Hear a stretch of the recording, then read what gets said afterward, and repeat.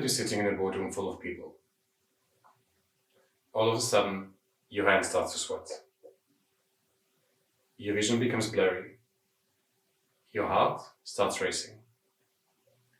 And your chest becomes so tight that you can barely breathe. What I've just narrated to you might sound to many like the symptoms of a heart attack, and that's exactly what I thought I was experiencing the first time I had a panic attack. Now, the first time you have a panic attack, it's difficult to believe that such strong symptoms, such a strong unsettling experience, could be caused by your mental health only.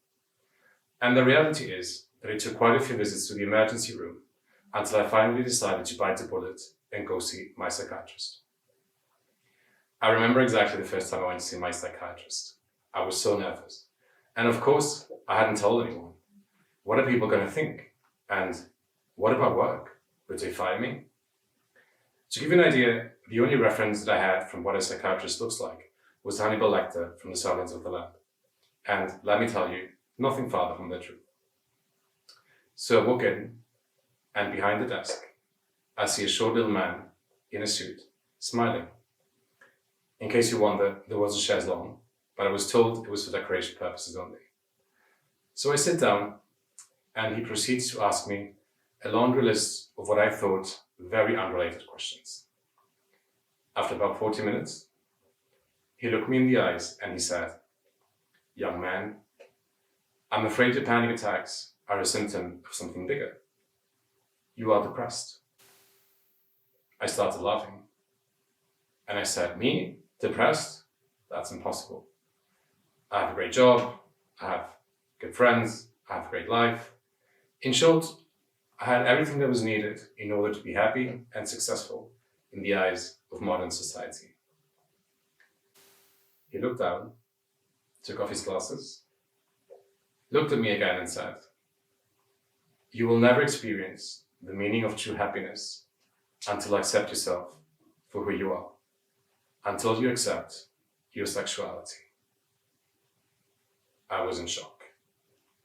There I was, being more vulnerable and exposed than I'd ever been before. How was it possible? I hadn't said anything about my sexuality. He didn't ask me anything about my sexuality. And yet, he knew. And while there was certainly an urge to resist, something about that day was different. Something about the tone in his voice, the look in his eyes, made me believe that I was safe. And made me understand that if I wanted to exist, if I wanted to live, I had to accept myself for who I was. Now, research has shown that there are 5 basic emotions: fear, sadness, anger, joy, and shame. And the reason we mention these 5 is because there's a clear physiological response every time one of these occur. So let's think about this. How do emotions work? Typically, there will be an act. That act will trigger an emotion, and that emotion will trigger an act to urge. Let's look at an example. Imagine you're walking down the street late at night, and all of a sudden, there's a man running at you with a knife. Chances are that you'll experience fear, that you'll act on that fear by running away. Or let's assume you are going through a breakup. You'll probably experience sadness. You'll act on that sadness by crying and overindulging in Haagen-Dazs, and then you'll move on. But what is the action urge of shame? It's to hide. We hide between fake personalities. And when for a long period of your time, shame has been the predominant emotion because you get laughed at and bullied for the way you talk, for the way you walk, for the way you dress, for the way you think, and for the way you act. You internalize that shame to an extent that makes you believe that you are fundamentally flawed, that you are fundamentally unlovable. And that's exactly what had happened with me. Up until that point, every single decision that I had taken in my life had one objective only: to minimize shame. Now, You might probably think, but why all that shame? Surely that's relevant 20 or 30 years ago. But now, in the 21st century, where equality is everywhere, where LGBTQ people can get married, can adopt, is equality really everywhere? In 2020, 1/3 of American LGBTQ youth considered or attempted suicide. These figures get to as high as 50% if we talk about transgender youth. How can it be that these children felt so unloved, so unaccepted, so worthless that they thought that death was better than life? So, is equality really everywhere? Do you know how many times people have asked me who my favorite football team is, just because I'm a Spanish male? Or do you know how many times I've been asked if I was going to bring my wife to the corporate retreat? Do you know how many times I have been looked at funny because I was checking in a hotel with my boyfriend? Or do you know how many times I've been hit, bullied, laughed at, just because I wanted to play with the girls instead of the boys? And do you know how many times I have prayed to be normal when, ironically, I've been normal all this time?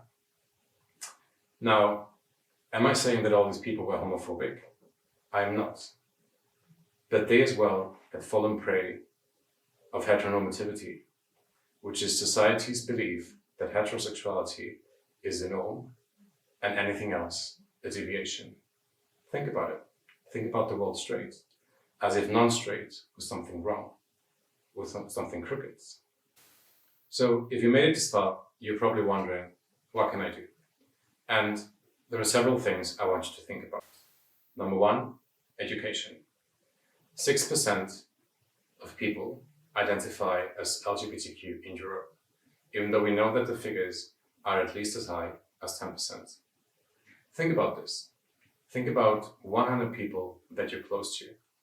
10 of them have, are, or will face the struggles that we're talking about. Number two, we need to change the media. While the media has done a decent job in incorporating LGBTQ characters in the recent years, many of them are portrayed in a very stereotypical way, which makes LGBTQ people believe that it's okay to be LGBTQ as long as you are in a certain way, as if there were wrong and good ways to be gay. Number three, use inclusive language. Instead of assuming that a woman has a husband and a man has a wife, ask about someone's partner. Because every time you assume someone's sexuality, every time that person has to come out to you, every time that person gets confronted with it, the internal fire of shame ignites a little bit stronger. And lastly, we need to create inclusive workplaces. Typically, work is where LGBTQ people have struggled the most to show their true colors. Giving them options like being able to choose their pronouns, for example, can go a long way. Now, why am I here today? I'm here today for two reasons. Number one, because I want you to know that your feelings are valid and your struggles are real. And that if you're suffering, you don't have to suffer in silence. If you can't talk to your family, talk to your friends, your GP, someone at school, reach out to someone. There's always help. And number two, because I believe in a world of love, acceptance, and tolerance. A world in which boys can be princesses and girls can be firemen. Let's build it together. Thank you.